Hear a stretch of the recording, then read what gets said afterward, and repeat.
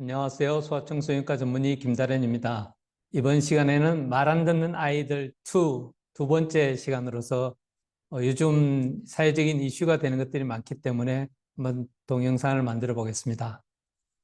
일단 문제 행동을 일으키는 것들이 많이 있습니다. 최근에 그 초등학교에서도 여교사를 때려가지고 이제 문제가 된 경우가 있는데 이런 것을 문제 행동이라고 볼 수 있는 거고, 사실은 이 아이는 단순한 문제 행동이라는 걸 넘어서 가지고 반항적 장애라든지 품행 장애 이런 것으로 갈 가능성도 있다고 볼 수는 있습니다. 물론 이 아이 혼자만의 문제가 아니라 문제 행동을 가진 애들은 어떻게든 좋아질 가능성도 있고 어떻게든 나빠질 가능성도 있는데, 과연 어떤 것을 문제 행동이라 그러고 어떨 때 우리가 개입을 해야 되는가, 그런 것을 생각해 본다면 문제 행동의 정의가 무엇인가를 아는 것이 중요하다고 볼 수가 있습니다. 일단 비순종적이고 반항적이고 적대적이며 고집이 세고 사회적으로 적이 있는 행동이 주된 문제인 경우를 문제 행동이라고 할 수가 있습니다. 이것은 외면화된 행동 또는 행동화 장애라 그래가지고 실제적인 어떤 행동으로서 이런 것을 보여주는 거죠. 이번에도 그 초등학생이 교사를 때리고 폭행을 가한다든지 아이들에게 욕을 한다든지 말을 안 듣는다든지 이런 경우가 비순종적인 행동이고 반항적 장애라고도 이제 상황에 따라서는 진단할 수 있는 거죠. 여러 가지를 생각해 볼 수 있지만 기본적으로 한 5가지 정도를 말할 수가 있는데, 첫 번째는 적대적 반항 장애라는 것이 있고, 주의력 결핍 과잉 행동 장애, 품행 장애, 비전형적 전반적 발달 장애 또는 청소년기 발병 양극성 장애라고 이렇게 말할 수가 있습니다. 이 정도 내에서 말할 수가 있는데 사실 내용이 굉장히 깊을 수 있기 때문에 적대적 반항장애 정도와 품행장애를 약간 언급하는 정도에서 끝낼 것이라고 생각하시면 됩니다. 말 자체로 본다면 적대적 반항장애가 굉장히 좀 심한 병으로 생각될 수가 있고, 품행장애 같은 경우는 뭐 품행이 좀 안 좋나 이렇게 생각하실 수가 있잖아요. 근데 실제적으로 보면 품행장애가 적대적 반항장애보다 훨씬 심한 것이라고 볼 수 있고, 나중에 반사회적 장애라든지 비행 청소년이 될 수 있는 그런 것들을 이게 포함하고 있다고 보시면 됩니다. 그리고 주의력 결핍 과잉 행동 장애라는 것이 이런 비순종적이고 적대적인 반항 장애를 반드시 유발한다는 것은 아니지만은, 이 아이들에게 있어서 제일 문제가 되는 것이 일반적으로 아시기에는 뭐 주의력이 결핍되어 있다든지 과잉 행동 장애라고 이렇게 생각할 수 있지만은, 사실은 자기의 어떤 행동을 조절하는 능력, 충동을 조절하는 것, 주의력을 조절하는 이런 조절 능력의 부족 때문에 생기는 것이 ADHD입니다. 따라서 이러한 장애를 가지고 있을 경우에는 적대적 반항 장애나 품행 장애로 갈 가능성이 많아지는 것입니다. 그러면 우리가 여기서 정의를 해야 됩니다. 비순종이란 무엇인가? 우리 애는 말을 잘 안 들어. 그런데 아이들은 원래 잘 말을 안 들을 수가 있거든요. 청소년기 또는 사춘기가 되면 특히나 말을 잘 안 듣잖아요. 그러면 어떤 것을 비순종이라 해야 되냐? 오늘은 큰 아이들보다는 작은 아이들을 대상으로 이야기하는 거고, 사춘기 정도 뭐 11세에서 18세 정도 아이들에게 있어서는 지시를 하고 나서 1분 정도 내에 그 명령을 따르지 않을 경우는 비순종적이다 이렇게 볼 수 있습니다. 그런데 아이들 좀 조그만 애들 같은 경우는 좀 다릅니다. 이후에 다시 말씀드릴 것이고요. 그럼 비순종이란 것은 이 3가지 정도를 이야기를 할 수 있는데, 우리 애가 과연 정상적인 행동을 보이는 정도인지 아니면 문제시 될 수 있는 비순종인지를 한번 같이 보도록 하겠습니다. 성인이 지시를 한 후 적절한 시간 내에 그 성인이 요구한 행동을 시작하지 않은 것, 적절한 시간이 얼마냐, 이거를 이제 알아야 되는 거죠. 이후에 나옵니다. 성인이 지시에서 규정한 요구사항들을 다 이행할 때까지 순종을 계속하지 않는 것. 예를 들면 이런 거죠. 뭐, 그 심부름을 해야 되는데 심부름을 하지는 않는다든지, 어떤 물건을 치우라고 했는데도 끝까지 그 물건을 치우지 않고 계속 미적미적 한다든지 또는 하지 않는다든지 중간에 그만둔다든지 이런 것들을 비순종이라 할 수 있는 거죠.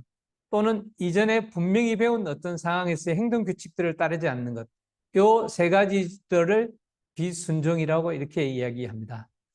그러면 적절한 시간이란 무엇인가?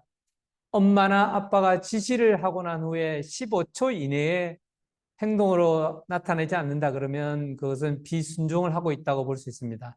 일반적으로는 좀 더 짧은 시간, 10초 이내의 간격이 적절하다고 하는데, 물론 이제 이거는 그 논문이라든지 어떤 그 연구를 통해서 나온 것이기 때문에 이걸 따라야 되지만은 아이들이 과연 이렇게 빨리 반응할 수 있는가는 조금 생각을 해봐야 됩니다. 과연 우리 애기에 좀 느리게 반응하는 아이일 수도 있잖아요.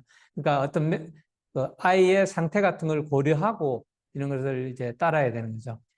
언제까지 지시에 따르라고 부모가 구체적으로 규정하지 않았다 하더라도 10초나 15초 이내에는 아기가 그 지시사항을 따라야 된다는 것입니다. 예를 들면 만화가 끝나자마자 장난감을 치워 그랬는데 만화가 끝났단 말이에요. 뭐 동영상으로 보는 만화 같은 걸 끝났는데 10초나 15초가 지났는데도 치우지 않는다 그러면 비순종 행동이라고 이렇게 볼 수 있다는 거죠. 이전에 배운 행동 규칙을 따르지 않는 것을 비순종이라고 하는데 그러면 이전에 배운 행동 규칙은 뭐가 있을까요? 예를 들면 좀 큰 아이들 같으면 교실에서 자리를 뜨는 것. 우리가 보통 충동 조절이 가능하기 때문에 만 6세 이후에 학교를 가게 되는 거거든요. 그러니까 학교를 간다는 것은 충동 조절이 가능하면서 규칙을 지킬 수 있기 때문에 학교를 간다는 건데 학교에서 수업 시간에 자리를 앉아 있어야 되는데 자리를 뜬다는 것은 이전에 배운 행동 규칙을 따르지 않는다는 거죠. 또는 남의 물건을 훔치는 것이라든지 거짓말하는 것, 다른 사람을 때리거나 난폭하게 구는 것, 부엌에서 허락 없이 음식을 가져다 먹는 것, 부모에게 욕하는 것, 이런 것들이 이전에 배운 행동 규칙을 따르지 않는 것이라고 볼 수 있습니다. 부엌에서 허락 없이 음식을 가져다 먹는 것이 이것이 잘못된 행동인가 이렇게 생각하실 수 있는데 이거는 사실 국내 상황하고 외국 상황하고 조금 다르다고 볼 수가 있습니다. 그러니까 우리나라 같은 경우는 음식을 전부 다 공통으로 같이 먹는 음식이잖아요. 예를 들면 국을 끓인다 그러면 국을 만들고 김치를 가져오고 다른 과일도 좀 있고 이런 식의 밥도 가져와서 같이 먹는 거기 때문에 사실 혼자 음식을 허락 없이 가져와서 먹는 것은 쉽게 일어나는 것은 아니죠. 이제 뭐 음식 스타일이 서구화되다 보니까 각자 나눠 먹다 보면 허락 없이 음식을 가져다 먹는 경우도 있죠. 머핀을 가져온다든지 샌드위치를 가져온다든지 이런 것들을 할 수 있는데 사실 외국에서는 이런 것들이 이제 문제가 될 수 있는 행동으로 보는 것입니다. 그러면 비순종이라는 것은 뭐고 반항이라는 것은 뭔가? 영어로는 뭐 non-compliance, compliance가 무엇을 따르다 이런 뜻이거든요. 순종하다. non이니까 비순종이고 반항은 defiance라는 건데 여기는 좀 그 화면 때문에 잘려서 안 보이겠습니다. 그러니까 비순종이라는 것은 이거죠. 부모의 지시나 요구를 이행하는 것이나 이전에 언급한 가정 내 규칙들을 따르는 것에 대한 수동적인 회피 개념이죠. 그러니까 너 뭐 해. 그런데 그냥 안 하는 거죠. 피하면서 막 달려들면서 그렇게 할 수도 있지만은 보통은 그냥 잘 안 하는 것들. 뭐 물건 치워 그러면 그냥 안 하고 가만히 있는 거죠. 그러니까 반항이라는 것은 부모가 순종을 요하는 지시를 했는데 나 안 해. 그걸 내가 왜 해야 돼? 또는 막 나 그런 거 안 할 거야. 너한테 왜 그런 것들을 시키는 거야? 뭐 이런 식으로 분노 발작을 보인다든지 심지어는 엄마를 막 때린다든지 엄마에게 욕을 한다든지 이런 것들을 반항한다는 거죠. 그러니까 여기서는 적극적으로 반항하는 거죠. 아동이 적극적으로 언어적, 신체적 거부감을 나타내는 많은 비순종 행동들을 반항이라고 하는 것입니다. 그래서 비순종과 반항은 약간 다른 의미로 쓸 수가 있는 거죠. 그러면 아이들이 보이는 흔한 비순종 행동은 어떤 것들이 있을까요? 비순종 행동의 정의를 통해서 어떤 행동들이 비순종 행동인지를 알아야 그 행동들을 고칠 거 아니에요. 그래서 보면 이런 것입니다. 애가 뭐 어떤 일을 시키거나 뭘 하지 마라 그러면 뭐 소리를 지른다든지 또는 우는 소리를 낸다든지 불평을 한다든지 고함 지른다든지 말대꾸를 한다든지 짜증 낸다든지 물건 집어던지기 욕하기 훔치기 거짓말하기 뭐 숙제 같은 걸 안 한다든지 다른 사람이 일을 방해한다든지 행동하지 않기 뭐 이런 것들을 주로 비순종 행동이라 하는 거죠. 그런데 애들 가끔 소리 지르고 우는 소리 하잖아요. 불평도 하기도 하고. 그런데 가끔 하는 것은 문제가 되지 않는다는 거죠. 근데 요 밑으로 가면서는 조금 이제 심한 행동들이니까 이거는 가끔 하더라도 좀 문제가 될 수 있는 것이라고 볼 수 있죠. 그러면 정상적으로 아이들은 약간의 비순종과 반항을 하는데 좀 심각한 아이들은 그럼 어떻게 되느냐? 이런 것들을 알아야 우리가 이런 아이들의 비순종과 반항을 행동을 교정을 시킬 수 있을 거 아니에요. 근데 뭐 자라가면서 정상적으로 아이들이 비순종과 반항을 하는데 나중에 아이들이 행복하게 잘 자란다? 그럼 이거는 문제가 안 되는 거죠. 근데 이러한 비순종과 반항하는 행동을 보이는 아이들의 미래가 안 좋은 경우가 있어요. 그러면 아이들이 어렸을 때 비순종과 반항을 고쳐야 된다는 거죠. 그러니까 부모님들이 항상 그 물어보는 것 중에 하나가 우리 애가 지금 이렇게 하고 있는데 어떻게 해야 되나요? 이렇게 물어본단 말이에요.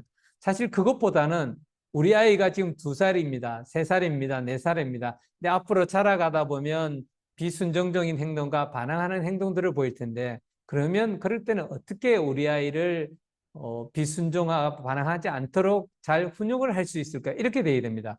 닥쳐가지고 하려고 하면 잘 안 돼요. 그러니까 미리미리 아이들에게 올바른 훈육을 해야 되는 거죠. 그러면 여기서 ODD라 그냥 영어 약자로 좀 적어놔서 그런데요. 이 적대적 반항 장애라고 하는 것입니다. 여기 CD라는 것은 품행 장애라는 건데 품행 장애가 훨씬 더 심한 겁니다. 이거는 비행 청소년에 해당될 정도라고 보시면 돼요. 적대적 반항 장애는 아직 그 정도는 아니에요. 고집 세고 말 안 듣고 엄마에게 덤벼들고 욕하고 그러기는 하지만은 잘 교육을 시키면 괜찮아질 수도 있는 거죠. 그래서 적대적 반항 장애가 있는 애들 10명 중에 2명 또는 10명 중에 한 3명 정도는 3년이 지나면 더 이상 장애를 보이지 않아요. 뭐 다행이죠. 그런데 적대적 반항 장애, 지금 보여준 비순종이라든지 반항을 보이는 아이들의 절반은 계속해서 이런 적대적 반항 장애를 보인다는 거예요. 그럼 이 아이들은 이제 문제가 될 수가 있는 거죠. 계속해서 적대적 반항 장애를 보이는 아이들의 절반은 3년 내에 아동기 컨덕 디소더, 품행 장애로 가게 되는 거예요. 사실은 이런 아이들이 많이 있을 거예요. 이번에 초등학교에서 그 여교사를 때리는 학생도 뭐 이런 경우에 해당이 될 수 있겠지만은 이런 아이들이 많이 있을 겁니다. 그런데 그런 아이들이 다 드러나지 않고 있다가 이제 요번에 이슈가 되는 것일 수도 있어요. 실제로는 훨씬 많은 아이들이 그럴 수가 있단 말이에요. 물론 이러한 적대적 반응 장애라든지 품행 장애가 왜 일어날 수 있는가에 대해서 이전 시간에 말씀드렸는데 한번 오늘 좀 더 자세히 말씀드리도록 할 거고요. 어쨌든 아이가 비순종이라든지 반항을 보이는 경우 또는 적대적 반항 장애로 아이가 진단이 됐을 경우에는 절반 정도는 품행 장애로 갈 수 있다는 거예요. 그래서 이런 것들을 잘 아이들에게 훈육을 할 수 있어야 된다는 거죠. 그런데 이 아이들이 언제 품행 장애가 오느냐가 또 중요한 거예요. 예를 들면 우리 애는 뭐 19살까지 품행 장애가 없었다. 그러면 이후에 품행 장애 올 가능성은 그렇게 높지는 않다고 보시면 돼요. 그런데 12살 이전에 품행 장애의 어떤 증상들이 시작되고 있다. 그러면 이 아이는 심각한 문제가 생길 수 있다는 거죠. 비행 청소년이 될 수도 있고 뭐 소년원을 갔다 온다든지 나중에 이제 범죄를 계속 저지를 수 있는 그런 사람들이 될 수 있는 거죠. 그래서 어렸을 때 우리가 어떤 훈육을 하는가 하는 것이 굉장히 중요하다는 거죠. 비순종 반항 정도, 반항 행동의 유병률이라는 것은 뭐 100명 중에 몇 명 있냐 이런 거거든요. 그런데 의외로 많이 있어요. 그러니까 컨덕 디소더라는 것이 품행장애라는 건 남아가 100명 중에 6명에서 16명 있다는 거예요. 그럼 100명 중에 10명 정도가 평정이 있다 그러면 10명 중에 1명은 이런 장애가 있을 수 있다는 거예요.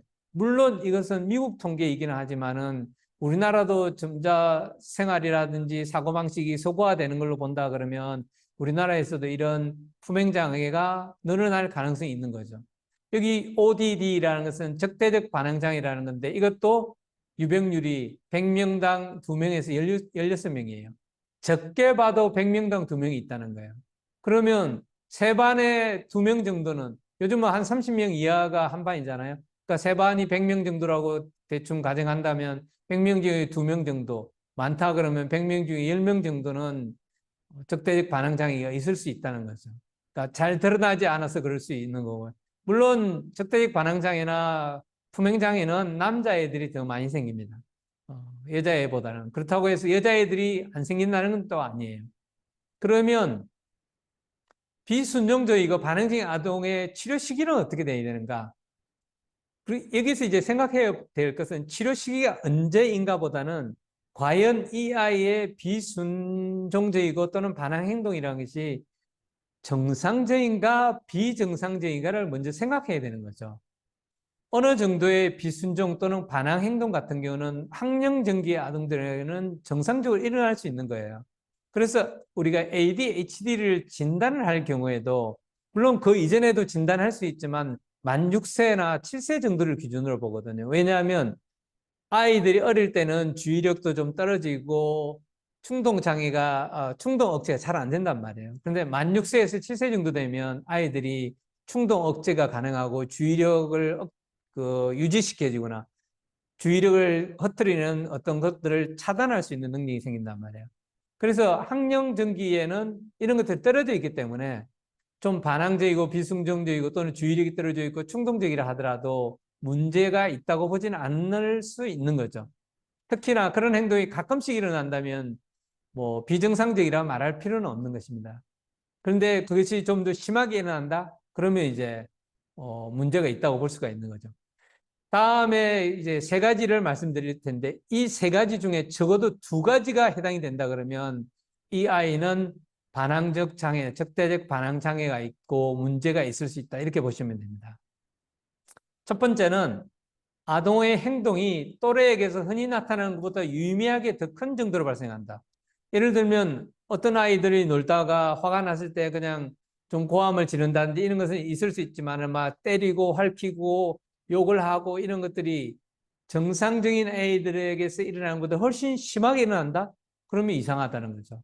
그러니까 발달적으로 저 나이에는 저런 행동을 보이면 안 되는데 라면서 우리 눈에 보이잖아요. 엄마가 아이에 대해서 제일 잘 알고 있기 때문에 엄마가 보시기에 다른 애들은 그러지 않는데 우리 애는 좀 심한 것 같은데 라고 생각되면 평가를 한번 해볼 필요가 있는 거죠.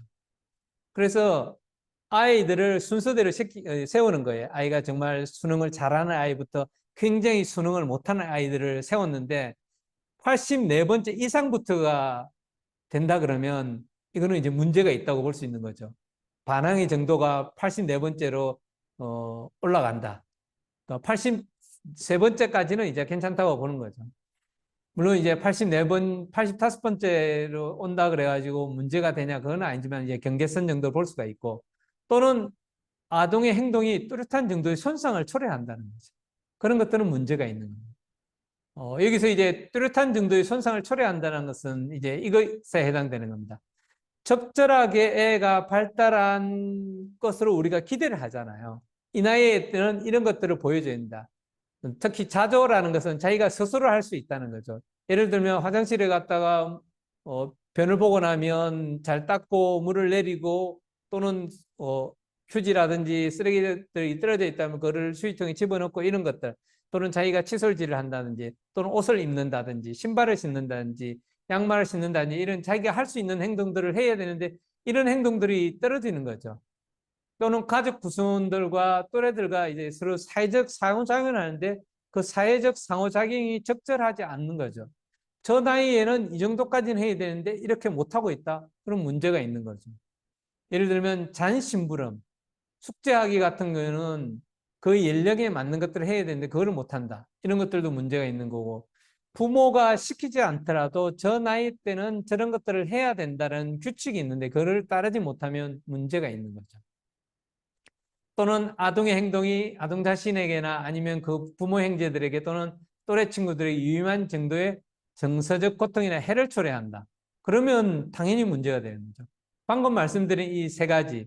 첫 번째, 아동의 행동이 또래에서 흔히 나타나는 것보다 유의미하게 더 큰 정도로 발생한다. 두 번째, 아이의 적절한 발달 정도의 기대치에 미치지를 못한다. 세 번째는 주변 사람들, 가족이라든지 또래 친구들에게 문제가 되는 것 또는 자기 자신에게도 문제가 되는 거죠. 우울해지고 불안해지는 거죠. 그런 것들이 생기면 이 세 가지 중에 두 가지가 있다 그러면 문제가 있다고 보셔야 됩니다. 그러면 어느 정도냐? 방금 말씀드린 것 같은 것처럼 84번째 이상일 때는 우리가 좀 더 중요하다고 생각을 해야 되지만은 93번째 이상일 경우에만 확실하게 우리가 적대적 반응 장애라고 진단을 합니다.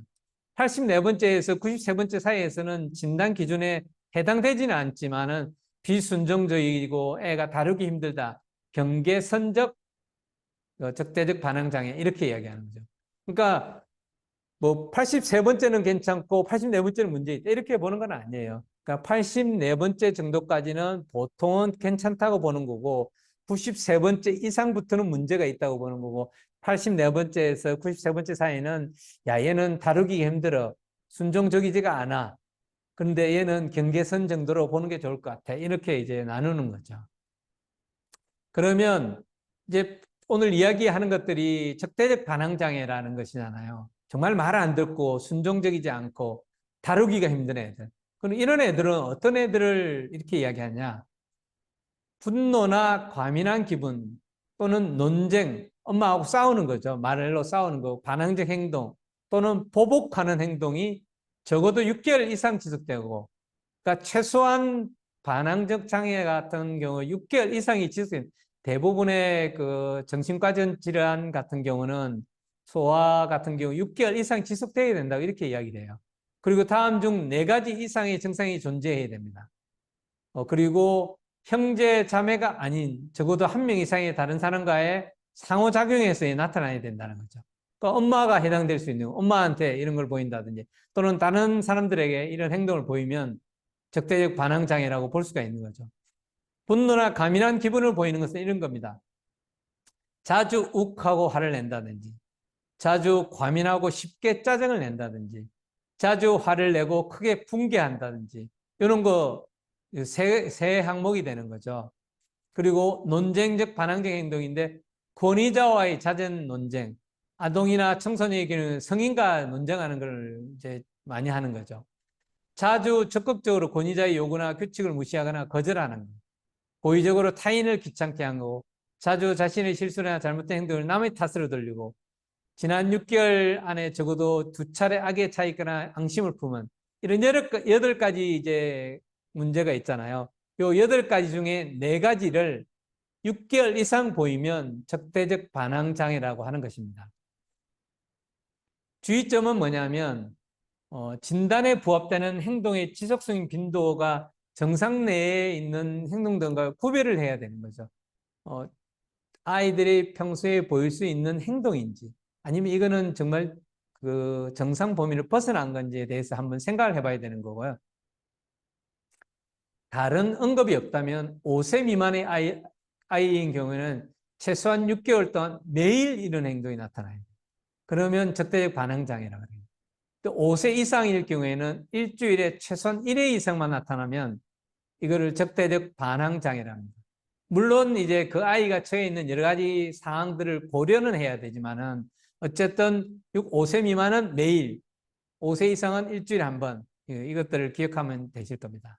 그러니까 행동장애가 개인 자신에게 또는 자신에게 직접적으로 관련 있는 어떤 사람들에게 고통을 주고 사회적으로, 학업적으로, 직업적으로 또는 다른 중요한 영역에서 부정적인 영향을 주면 이제 그것도 해당되는 거죠. 이런 것은 들어가지 않아요. 애가 정신병적 장애가 있다든지, 뭐, 물질 남용을 한다든지, 여기서 물질 남용을 한다든지, 담배를 마신다든지, 담배를 핀다든지, 술을 마신다든지, 마약을 한다든지, 또는 우울장애나 양극성 장애가 있는 이런 것들은 없는데, 아이가, 아까 위에서 말씀드린 8가지 중에서 4가지를 6개월 이상 나타내면 적대적 반응 장애라고 하는 것입니다. 심각도 같은 경우는 이런 거죠. 증상이 한 가지 상황에서만 나타나면 심하지는 않구나. 2가지 이상에서 나타나면 좀 심한데 3가지 이상에는 굉장히 심한 거야. 이렇게 보시면 됩니다.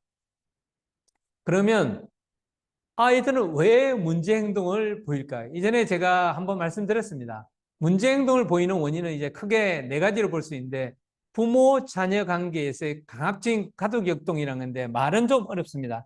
이것은 강압적으로 뭔가를 하는 거죠. 부모, 엄마, 아빠가 애한테 강압적으로 너 그거 해. 안 하면 오늘 혼날 거야. 맞을 거야. 이런 것들을 하는 것을 강압적인 행동이라고. 아이도 마찬가지예요. 그렇게 하니까 나 안 할 거야. 때리든지 말든지 마음대로 나 집 나가버릴 거야. 뭐 이런 식으로 하는 것을 강압적인 가족 역동이라고 볼 수 있는 거죠. 두 번째는 특정한 기질과 인지적 특성을 가진 아이들. 까다로운 아이들이 있어요. 기질적으로. 뭐 어쩔 수 없는 거죠. 뭐. 그러니까 우리가 아이들을 분류할 때 좀 순한 아이들, 까다로운 아이들, 중간적인 아이들, 뭐 이렇게 혼합적인 아이들 이런 식으로 나누긴 하거든요. 근데 뭐 타고난 거를 어쩌겠어요. 그런데 이제 타고난 거에 대해서 부모가 그걸 기질을 잘 파악하고 훈육을 잘하면 문제 행동을 보이지는 않아요. 그런데 이제 그런 기질적 특성을 잘 고려하지 못한다 그러면 문제가 될 수 있는 거죠. 또는 부모도 아이와 유사한 기질을 가질 수 있어요. 예를 들면 아이가 충동을 조절하지 못하는 뭐 ADHD가 있단 말이에요. 그러면 엄마도 ADHD가 있어요. 그러니까 같이 충동 조절을 못하니까 같이 부딪히는 거죠. 그런 것들. 그렇게 되면 이제 서로 약을 복용한다든지 도움을 얻을 수 있는 거죠. 그리고 가족을 둘러싼 더 큰 상황적 사건들. 예를 들면 가족이 뭐 별거를 하고 있다든지, 뭐 요즘 같은 이제 코로나 바이러스 사태가 끝나가면서 사실 경제가 안 좋잖아요. 이런 경제가 안 좋은 상황에서 취직을 못 한다든지 수입이 좀 안 좋다든지 또 뭐 이혼을 할 수 있는 상황이라든지 별거를 하고 있다. 그런 여러 가지 상황들이 있으면 문제 행동들이 이제 돌출될 수 있는 거죠. 부모 자녀 관계에서의 강압적인 가족 역동은 이런 것입니다. 제일 문제가 되는 게 비일관적인 한. 부모님들이 어떤 때는 이렇게 하고 어떤 때는 이렇게 하고 서로 똑같은 상황에서 똑같은 어떤 잣대를 적용해야 되는데 그런 것들을 하지 않는 거죠. 그런 것들을 비일관적이라고 그러거든요. 그리고 비변별적. 이 두 가지가 사실은 제일 문제가 돼요. 물론 비효율적인 것도 당연히 문제가 되죠. 비변별적인 것은 뭐냐면 잘하든 못하든 벌을 주는 거야. 못하면 못한다고 벌을 주는 거야. 잘하면 너 잘할 수 있는데 요번에 저번에는 왜 그랬어? 이런 식으로 이제 비꼬면서 이제 그러는 거죠. 그러니까 이런 것들이 문제가 되는 거예요. 잘했을 때는 아이에게 칭찬하고 잘하지 못했을 때는 거기에 대한 이제 처벌을 해야 되는데 그걸 어떻게 할 것인가? 처벌을 너무 강하게 하는 것도 문제고 처벌을 너무 약하게 하는 것도 효과가 없거든요. 그런 어떤 일관성이 있고 변별적인 아이를 다루는 훈육 방법을 사용했는데 그런 것들이 잘 안 되는 게 문제가 되는 거죠. 때로는 부모도 열받거든요. 그러니까 저기를 가지고 이제 감정을 배출하고 또는 이제 학대를 하는 경우도 있는 이런 훈육들이 문제가 생기는 거죠. 그리고 이런 부모들 같은 경우 이제 아이들을 또 잘 감시를 못해요. 제가 부모님들한테 말씀드리는 것 중에 하나가 그거거든요. 아이들을 아이들이 다치지 않도록 잘 살펴봐라 이러지 않습니다. 저는 아이들을 감시를 하라 그럽니다. 아이들은 언제든지 다칠 가능성이 있거든요. 그래서 그런 감시하는 것, 그러니까 행동을 감시하는 것도 중요해요. 이 아이가 지금 빗나가고 있는지 또는 다른 불량 학생들과 어울리는지 술, 담배를 하는지 또는 어떤 조기 성숙해가지고 성적인 행동을 하는 그런 것들에 대한 부모의 주시 감독이 부족하면 반항적인 행동들이 생기는 거죠. 애의 입장에서 왜 반항적인 행동을 하게 될까요? 반항적인 행동을 하게 되면 자기가 하고 싶지 않은 것들을 하지 않게 되고요. 그리고 그 시간을 벌게 돼요. 예를 들면 이런 거예요. 아이가 지금 텔레비전을 보고 있단 말이에요. 그런데 엄마가 이제 무언가를 시키는 거예요. 뭐 심부름을 하라든지 그러면 그 왜 나한테 지금 심부름을 하라고 시키냐고 그렇게 막 고함 지르고 같이 싸운단 말이에요. 그러면서 텔레비전을 보는 거예요. 그럼 나는 심부름도 하지 않고 텔레비전을 계속해서 볼 수 있는 거죠. 그러다 보면 아 이게 통하는 거랑 앞으로 계속 그렇게 이제 싸우는 그런 일들이 생길 수 있는 거죠. 그래서 이런 강압적인 가독 역동을 일으키면 안 되고 아이에게 일관성이 있고 변별적이고 애의 행동을 계속 주시하는 것들이 중요합니다. 그리고 특정한 기질과 인지 특성을 가진 아이들 제가 조금 전에도 말씀드렸지만은 어떤 아이들은 정서적으로 민감하게 반응하고 쉽게 짜증을 내면 습관이 불규칙한 아이들이 있어요. 또는 지나치게 활동적이고 부주의하고 충동적인 아동들도 분명히 있죠. 여기는 이제 ADHD와 좀 더 가깝게 되겠죠. 이러한 특성들을 보이는 아이들 같은 경우는 그렇지 않은 아이들보다 좀 더 행동장애를 보이는 것이 많이 나타나요. 그리고, 영아기와 걸음마시기에 부정적 기질을 많이 나타내는 남아들은 이후에 적대적인 행동을 보일 위험성이 증가하게 됩니다. 그래서 부모님들이 어렸을 때 제가 말씀드렸잖아요. 나중에 커서 하려고 하면 안 돼요. 어렸을 때 아이가 부정적 기질을 좀 더 많이 보이고 짜증을 많이 내고 민감하고 그렇잖아요. 그러면 이 아이는 기질적으로 나중에 반항적인 행동을 가질 가능성이 많으니까 어렸을 때부터 일관성 있고 변별적이고 그런 훈육을 하면서 애를 잘 주시 감독을 해야 되겠구나. 이런 것들을 해야 되는 거죠. 그런 마시기에 부정적 기질을 나타내는 이 아들은 내면화 장애 같은 우울이라든지 불안 같은 것들이 생길 가능성이 높아져요. 그래서 우리 아이의 기질은 어떠한가 이런 것들을 제일 잘 파악을 해야 됩니다. 그럼 부모님도 마찬가지예요. 부모님들 자기 자신에 대한 평가를 잘 못할 수가 있단 말이에요. 나는 잘하고 있는데 우리 애는 왜 이러지? 이런 것도 있을 수 있어요. 그렇지만은 내가 혹시 기질적으로 문제가 있는 건 아닌가 이런 것들에 대한 평가를 해봐야 되는 거죠. 특히 어릴 때 결혼했을 경우에는 미숙하고 경험이 없잖아요. 그런 것들. 그리고 만약에 ADHD 증상이 있다거나 또는 우울증이 있다거나 그러면 아이를 잘 훈육하기가 어렵게 되는 거죠. 그리고 적대적이고 거부적이면 또는 단식 부정적 기질을 가지고 있는 경우도 마찬가지이고 이러한 부모들 같은 경우는 반항적이며 공격적인 자녀를 가지게 되는 가능성이 또한 높아지게 됩니다. 당연히 아이들을 주시감독하는 능력이 떨어지게 되고 아이들을 일관성 있게 다루지를 못하고 짜증을 많이 부리게 되니까 서로 이제 싸우게 될 가능성이 많아지는 거죠. 부모의 비일관적이고 비변별적인 양육 행동이 아이들에게 좀 더 반항적인 행동을 통해서 계속 그러한 행동들을 할 수도 있는 것입니다. 그래서 아동의 강압적인 행동은 양방향적으로 악순환을 미쳐요. 그러니까 자기한테도 문제가 생기고 엄마한테도 엄마의 기분을 나쁘게 하고 엄마의 유능감도 떨어뜨리고 자존감도 떨어뜨리고 결혼 기능에까지 부정적인 결과를 초래합니다. 왜냐하면 이게 계속 싸우다 보면 아빠한테 도움을 청할 수가 있잖아요.